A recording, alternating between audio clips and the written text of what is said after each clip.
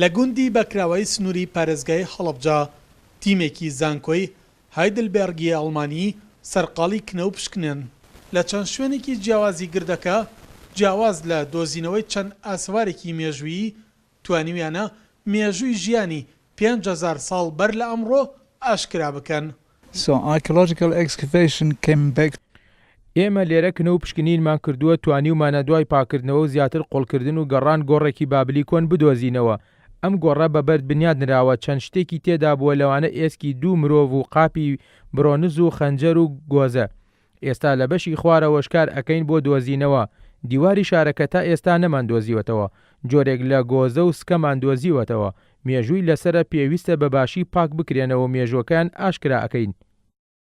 ئەم تیمەیە ماوەی 5 ساڵە سەرقاڵی کنە و پشکنن لە بەکراوەدا بڕیارە 2 ساڵی دیکەش درێژە باکارکردنیان لەم شوێنەیەدا بدەن.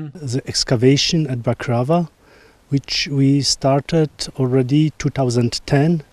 لە ساڵی 2010 تا ئێستا 5 ساڵ کارمان کردووە توانیومانە مێژووی 5,000 ساڵ بدۆزینەوە. چینەکانی سەردەمی بابلی کۆن بدۆزینەوە ڕێژەیەکی زۆر لە قەبر بدۆزینەوە. شارێکی گەورە بووە لە ڕۆژئاوا بۆ ڕۆژهەڵات 1 کیلۆمەتر بووە لە سەردەمی بابلی کۆندا. شارەکە بچووک بووە بەڵام لە سەردەمی عوسمانیدا گەورە بووە.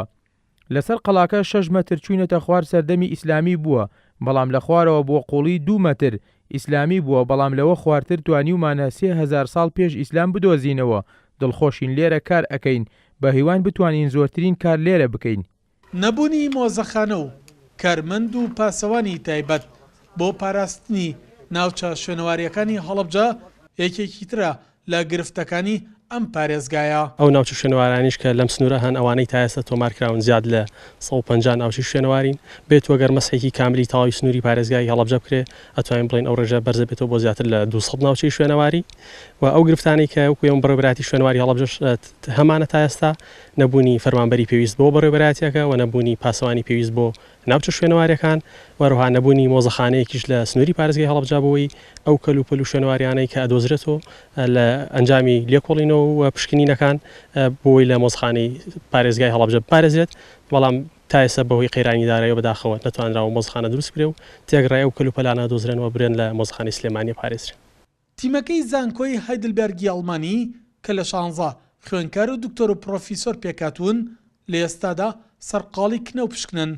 شوێنەوار ناسانیش داواکارن حکوومەتی هەرێم هاوکاری بەهێزیان بکات بۆ کردنەوەی مۆزەخانەیەک تایبەت بە هەڵەبجە و تۆمارکردنی کۆی گشتی ناوچە شوێنەواریەکانی ئەم پارێزگایە هاوکات پاراستنی مێژووی شارستانێتی هەڵەبجە بە گشتی. سەلاح جەمیل، کورسات نیوز، هەڵەبجە.